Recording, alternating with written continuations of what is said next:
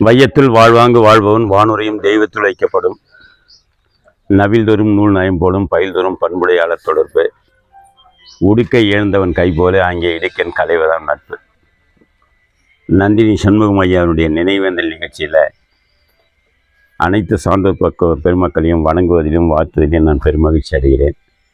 ஒரு நட்பு நான் எப்படி இருக்கணும் அப்படிங்கிறதுக்கு மாம்பழம் சந்திரசேகரன் ஐயா அவர்கள் ஒரு முக்கியமான உதாரணமாக திகழ் கொண்டு கொண்டிருக்கிறார்.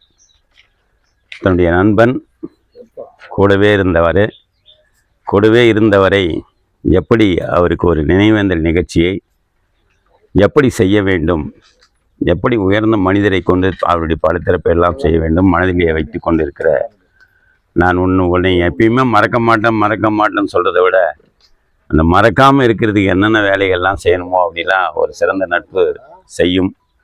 அந்த வகையில் முகநக நட்பது நட்புன்று நெஞ்சத்து அகநக நட்பது நட்பு போல ஐயா அவர்கள் நம்மளை எல்லாம் இங்கே ஒன்றா சேர்த்து ஒரு பெரிய நிகழ்ச்சிக்கு ஏற்பாடு பண்ணி அந்த அவருடைய நினைவேலைகளை எல்லாம் நீங்கள் வந்து பேசுங்கள் என்று சொன்னார்கள்.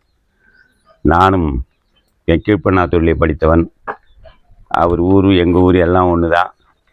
40 ஆண்டுகள் நண்பர்களாக இருந்தாலும் ஒரு நாள் என்னுடைய குழந்தைகள் எல்லாம் யூகேஜி எல்கேஜி படிக்கும்போது 1330 சொன்ன குழந்தைகள் நேராக அம்மா வீட்டுக்கு வரோம். அம்மா இருக்காங்க அப்போ உயிரோட. அம்மா சொல்கிறாங்க, இவங்களை முதல்ல உயர்த்த சேனலில் போடுங்க அப்படின்னு கூப்பிட்டு சொல்கிறாங்க. அங்கே ஏற்பட்ட நட்பு.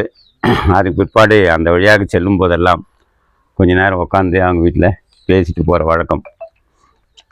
கல்லூரியிலே 12ஆம் வகுப்பு படித்து கொண்டிருக்கிற மணிமாறன் அவர்களிடம் வந்து நான் எங்கள் பிள்ளைகள் பேசுவதற்காக ஸ்கிரிப்ட் தயாரித்து போவேன்.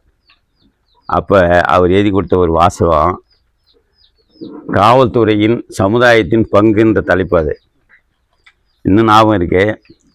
அங்கே வைத்திருக்கிற துப்பாக்கிகள் எல்லாம் காட்சி பொருளாக இருக்க வேண்டும், அதை யாரும் எடுக்கக்கூடாது, நீதிமன்றங்கள்லாம் இல்லாமையே போகணும் அப்படின்னு சொல்லிட்டு எடுத்து கொடுத்தார். முதல் பரிசு வாங்கிட்டு வந்தாங்க பசங்க. அதுக்கப்புறம் வேலை மாலுக்கு போகும்போதுக்குள்ளாம் கூட 4-5 ஸ்கிரிப்ட்லாம் எடுக்கும்போதெல்லாம் மணிமாறனும் மலராமனும் மாதேவிலாம் நினச்சி பார்ப்பேன். அந்த அளவுக்கு ஒரு 4-5 பேர்கிட்ட வாங்கி அதை ஒன்றா சேர்த்து அது மாதிரி பண்ணும்போது அவங்களுடைய தொடர்பு எனக்கு அதிகம். இன்னும் பார்த்திங்கன்னா ஒருத்த சிந்தனைலாம் முதல் பக்கத்தில் என்னுடைய ஃபோட்டோ தான் போட்டு இந்த மாதிரி திருக்குறளை உலகம் பூரா படிக்க கொண்டிருக்கிறார் என்ற செய்தியை எல்லாம் சொல்லி அவரை இதனுடைய பண்ணணும் அப்படின்றதுக்கெல்லாம் சொல்லுவார். அதே மாதிரி உலக திருக்குறள் கூட்டமைப்பாக இருந்தாலும் சரி, உலக திருக்குறள் முற்றோதல் இயக்கமாக இருந்தாலும் சரி, இருவரும் ஒன்றா சேர்ந்து பல வேலைகள் எல்லாம் செய்திருக்கிறோம்.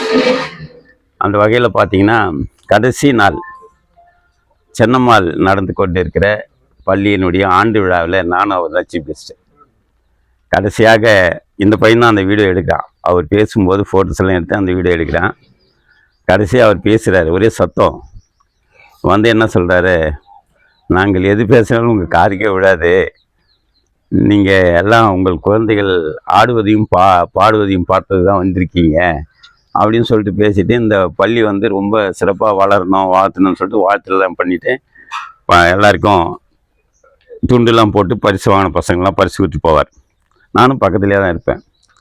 ஆனால் மறுநாள் நான் நினச்சி கூட பார்க்கல, தூங்கிட்டேன். நல்லா தூங்கிட்டு 4 மணிக்கு பார்த்தாக்கா வேலை இதை போட்டிருக்காரு செய்தி. நம்பவே முடியல. அதுக்கப்புறம் சேதையாக்கெலாம் கால் பண்ணி கேட்டேன், இந்த மாதிரின்னு சொல்லி நடந்தது அப்படின்னு. அவர் உடனே ஒரு பதிவு ஒன்று போட்டேன். அவர் பேசின கடைசி வீடியோவை நான் போட்டேன். நீங்கள் நம்ப மாட்டீங்க நண்பர்களே, ஏறக்குறைய 2533 பேர் பார்த்துருந்தாங்க 2 மணி நேரத்தில். அவருடைய செய்தி அந்த அளவுக்கு போய் அவர் எவ்வளோ பேர் நேசிச்சிருக்காங்கன்றது அப்போ நான் தெரிஞ்சுக்கிட்டேன். அதுபோல் பல முறைகளில் பல தடவைகளில் தமிழுக்கு பெருமை சேர்த்தவர்.